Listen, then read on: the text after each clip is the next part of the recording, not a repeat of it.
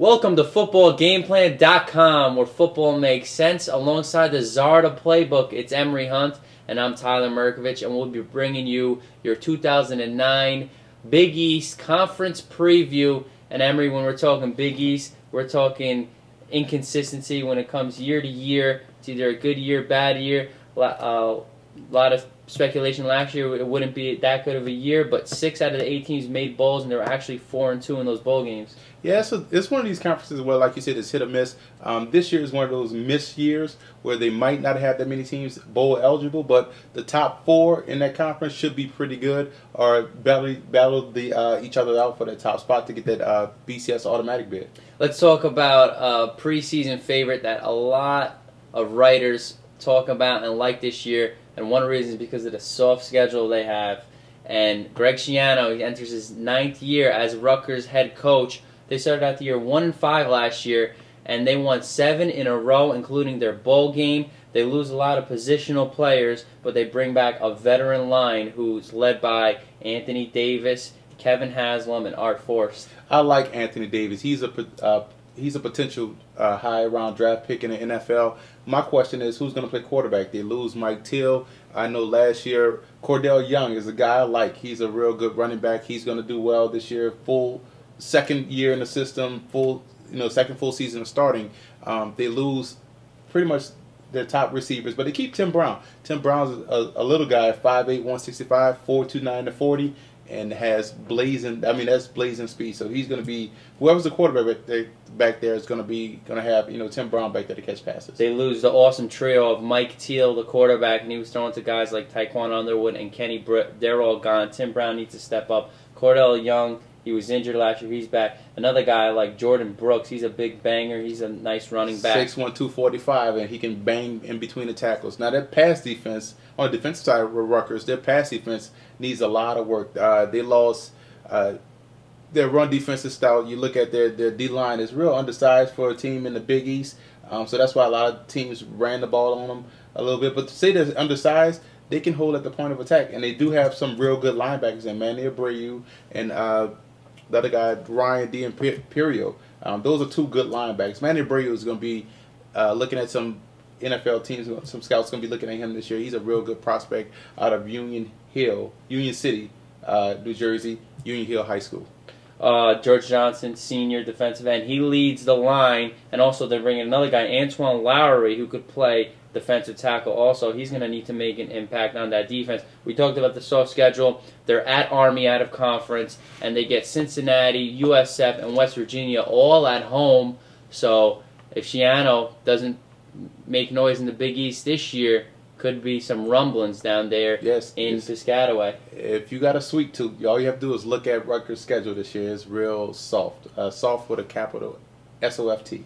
Let's go to Pittsburgh, where Wannstedt enters his 5th year, and they returned 15 starters from a 9-4 squad a year ago. Of course, they lose LaShawn Shady McCoy. Sharif Harris is going to take over at the tailback reins. Bill Stoll is still there as a quarterback, and they got 2 solid receivers in Derek Turner and Jonathan Baldwin. Well, the thing that they lost LaShawn McCoy, they're going to have to really rely on their passing game because they do return those receivers and the quarterback return. So whoever they can find at running back is going to help them out tremendously. But the defense, I really like that. They have 6 starters returning, 6 seniors returning on defense, led by cornerback Aaron Berry. He had 3 interceptions last year. And the big safety, Dom DeCiccio, he's a real good guy. He also had like 4 interceptions. So I like their back end. And Dave Wannstedt's going to have that defense really ready to play each week in the Big East and off the other schedule. They return 4 offensive linemen, and their defense very veteran-like. They have all upperclassmen, 1 sophomore starting, and they bring in Dan Mason at linebacker and Jack Lippert at defensive end to help them out. At a conference, they draw Buffalo, Navy, and at least they have Notre Dame and NC State, unlike Rutgers. Yeah, but the thing is, they have to go to Buffalo, and 5 years ago, that was like, oh, wow, we get to go to Buffalo and play Buffalo. That's a tough game now. Now you have NC State coming in. That's a tough game with the amazing young quarterback they have down there. Navy is another tough game. Navy plays them hard year in, year out. So they have a tough September. That's their only issue that I have with Pitt is that they have a tough schedule, front-end base. Let's talk about my team, the team I love this year, That's the South Florida Bulls. Of course, their most notable player, George Selvey, was kind of injured last year. Now he's back. He's trying to raise his stock for the NFL draft. Of course, the great defensive end. He's great because he could rush the quarterback and he could also tackle and make plays in space. But Matt Grothe, their senior, not pretty at all, but he gets the job done. I love this guy. I think USF's in for a big year in the Big East. Grothe can play football. Like you said, it may not be the prettiest style of football, but he gets it done. He's a leader of that team.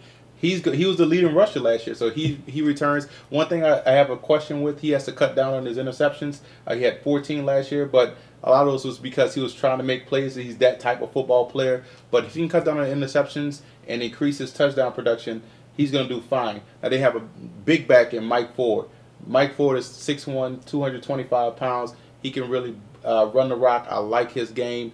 The receivers, they return all their receivers, so this is going to be fun. Jesse Hester is a real good player. He's fast. And so with that, coupled with that, with Grothe leadership skills, they're going to be fine on offense. His father played in the NFL. That is Jesse Hester. They also got Bogan and Carlton Mitchell back. But one returning starter in the offensive line, but don't worry about it because they get a Florida State transfer, DeRon Rose, and they get 2 JUCOs who are going to step up. So don't think that USF is not that good. Defensive side of the ball, they have 3 returning starters at linebacker, and they got a JUCO player named Jason Pierre-Paul who's going to start on the defensive line this year.